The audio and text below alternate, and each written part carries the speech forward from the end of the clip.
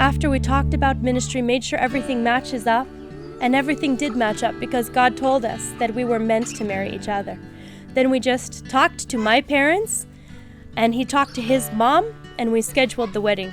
I give myself to you as my only love in life, to love you, honor you.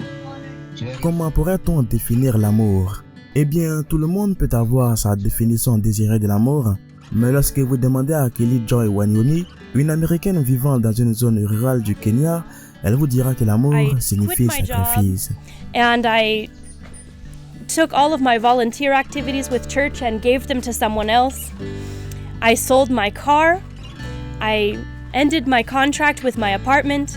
I sold my piano. I used the money from the car and the piano to buy a one-way ticket to Kenya. Elle aimait un homme au Kenya à qui elle ne pouvait pas parler. Elle a épousé un homme ici qui avait une proposition étrange. Mais tout au long de cette histoire, vous apprendrez comment l'amour peut nous faire faire des choses étranges. Et pourquoi des choses étranges dans l'amour peuvent s'avérer être des bénédictions.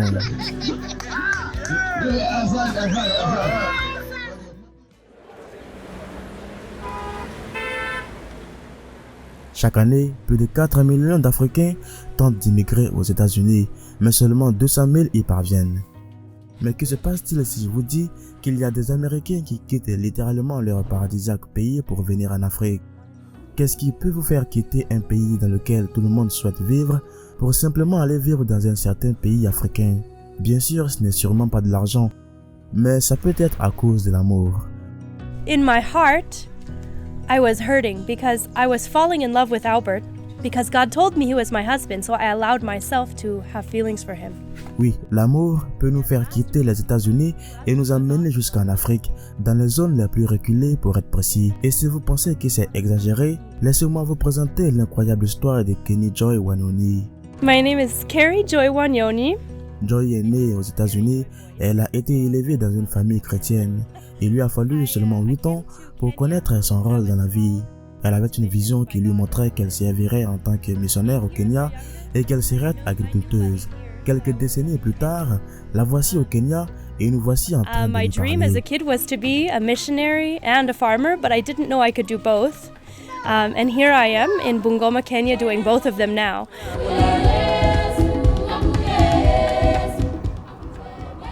Aujourd'hui, elle vit dans la ville très éloignée du Kenya appelée Bumala. Nous avons parcouru plus de 480 km à travers les routes, les chemins de fer et les rivières pour venir ici et tout apprendre sur sa passion, mais surtout son incroyable histoire d'amour.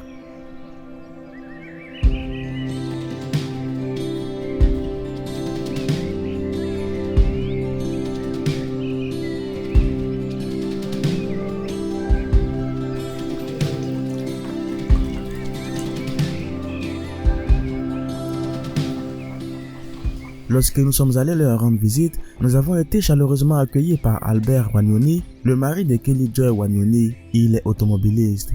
Les deux belles âmes vivent dans ces villages très éloignés avec leurs enfants, leur premier enfant Zachariah et leur dernière fille.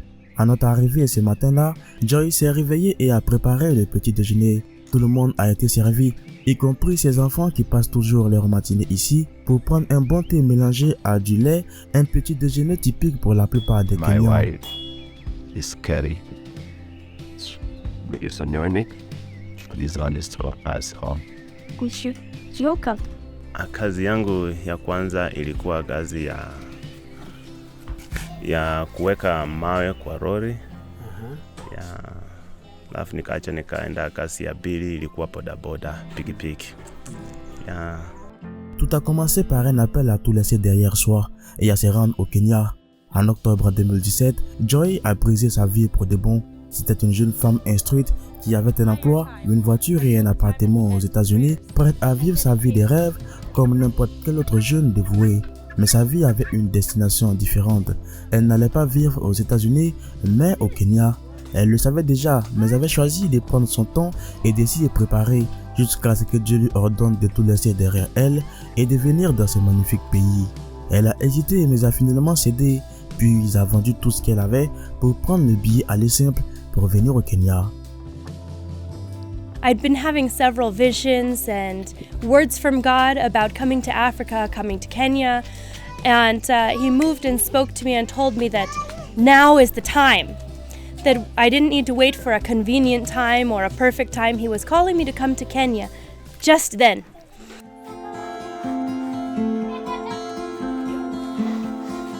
Le couple vit dans une très petite maison avec une seule pièce et un petit salon qui sert également des magasins et des cuisines en fonction du climat extérieur. Il dispose également d'une très petite fenêtre et d'une petite table de bureau avec des ordinateurs portables là-dessus. C'est là que Joy peut effectuer une partie de ses fonctions de bureau. Avec toutes ses tâches accomplies le matin, Joy a enfin le temps de s'asseoir sur son ordinateur portable pour faire son travail s'il y en a à faire. Ce n'est pas une chose facile étant donné qu'elle le fait tout en gardant l'œil sur ses enfants et d'autres enfants à l'extérieur qui pourraient mélanger ou détruire des choses s'ils ne sont pas sous surveillance constante. So I was planting some ground nuts and beans. Maintenant, elle a décidé de nous montrer quelques photos qu'elle a dans son ordinateur portable avec son mari. Celles-ci ont été prises car le couple adorait leur temps passé ensemble avant le mariage et puis après le mariage. C'était un moment de profonde nostalgie.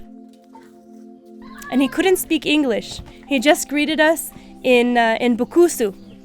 And he told us that he'd been praying for us along with the rest of the team. And as he was speaking and talking about how God was speaking to him, God spoke to my heart. He said, "That man is your husband. And that's why you didn't get married back home." He said, "This one's your husband."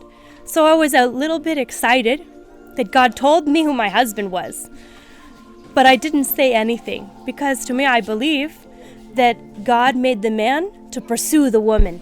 So I waited and I didn't say anything. I said, if I heard right, if this man is really meant to be my husband, he will make a move for me. So I waited.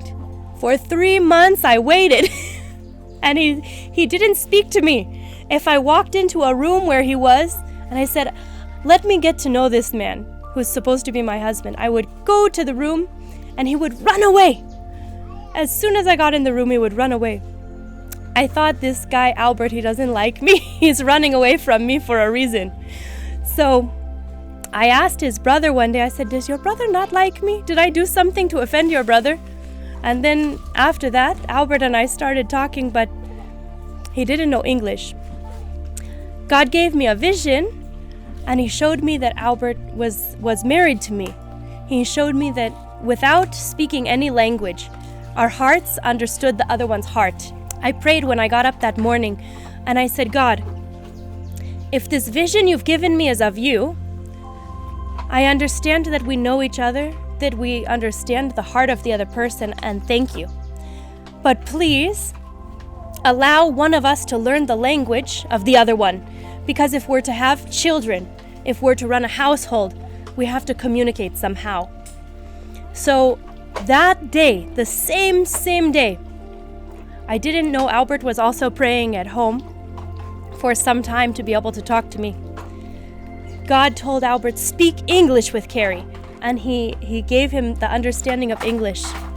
So he had small, kidogo understanding of English. So he came to the compound that I was staying in with the ministry, and he just greeted me in English. He said, "How are you?" Which I had never heard him say one word in English.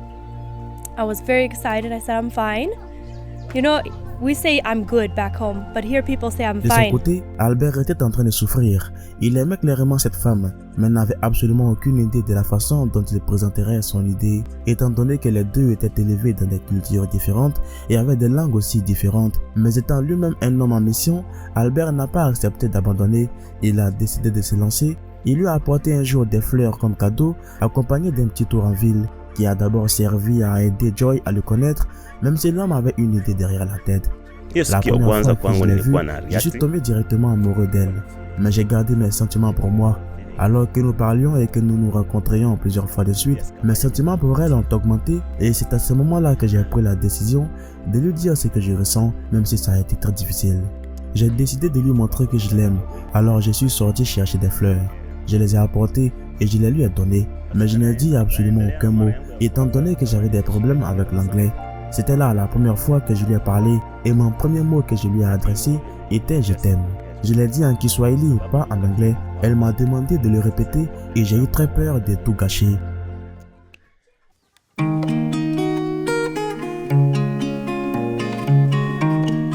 Joy a pu remarquer qu'Albert avait eu beaucoup de mal à exprimer ses sentiments, mais pas grave. Elle en est venue à bien comprendre ce qu'il voulait.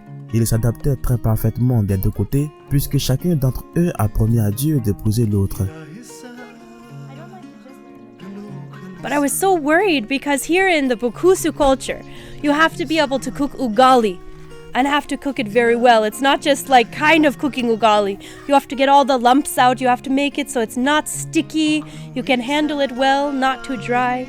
And the mother-in-law is supposed to watch you and see if you can cook good ugali to take care of her son. So that began to trouble my mind. We went to the store. We sat down and we started eating some lunch just there at the store at Tesha. We got some pilau and we were splitting one plate of pilau and saying, I said, Albert, I don't know, I know God told me I'm your wife, but I can't cook ugali. I don't know how. He said, my wife, I will cook the ugali. And that was the moment that I knew he wasn't trying to say I love you because I'm a Mzungu. Because a lot of people will tell you I love you because you're a Mzungu.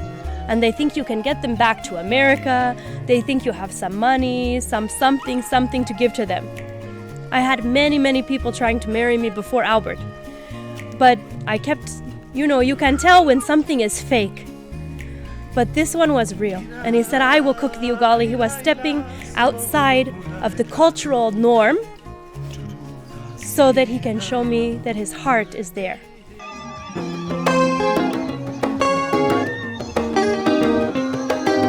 Sans attendre, les deux ont décidé de se marier et Joy a présenté son idée à ses parents qui s'inquiétaient d'abord de la façon dont ils communiqueront, mais ils ont finalement donné leur feu vert pour le mariage.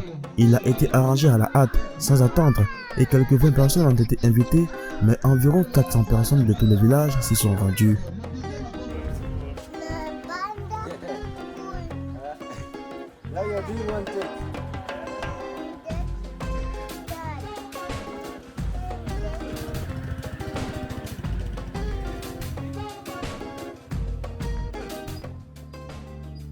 Alors que les enfants jouent tout autour avec leurs jouets, Joy fait la vaisselle et lave leurs vêtements à main nue. Une autre démonstration de la profondeur à laquelle elle a été intégrée dans cette culture africaine.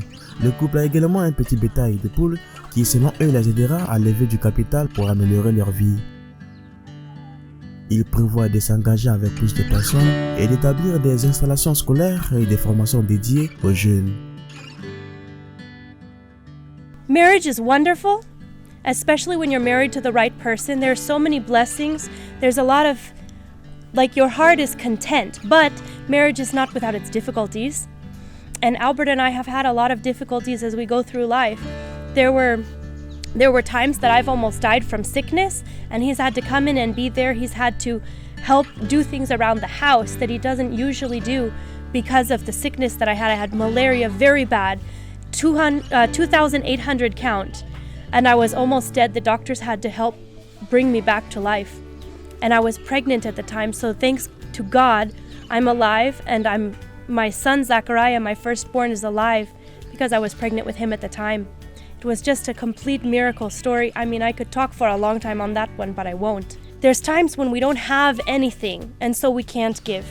But there's times that God provides miraculously so that we can give.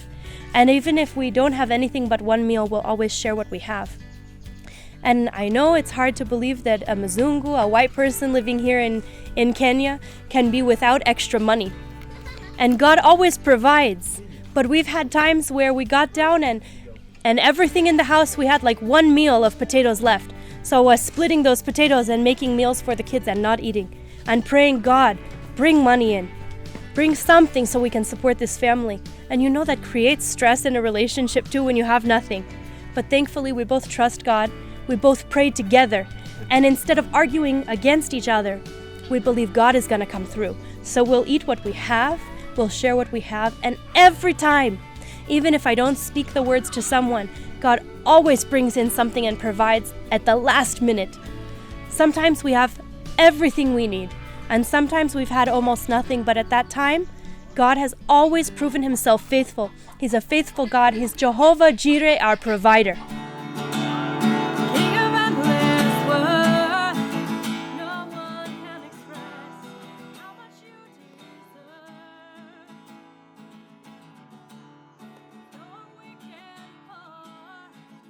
You know, people who can come alongside us and help us do the work.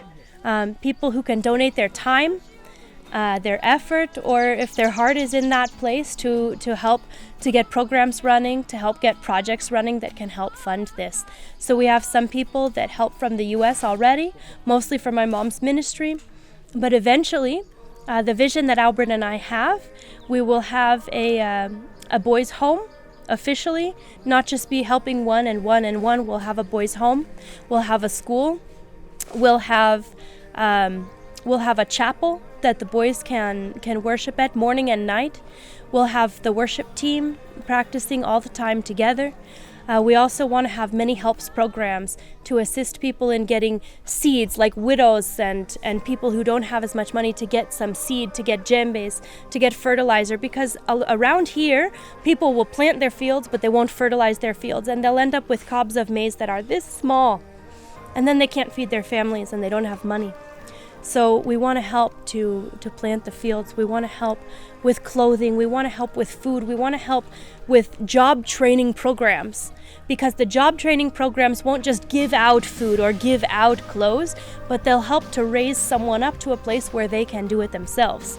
And that's really the aim, right? You don't want to keep feeding and feeding and feeding, because then you need input from everyone else. You want to get the program to a place where you can raise people up so that they can learn and they can do for themselves, because most people are just looking for something like that in life. They're not looking for someone to support them their whole life. They're looking for a way forward so that they can grow their life, so they can get a start in life, and that's where our heart is.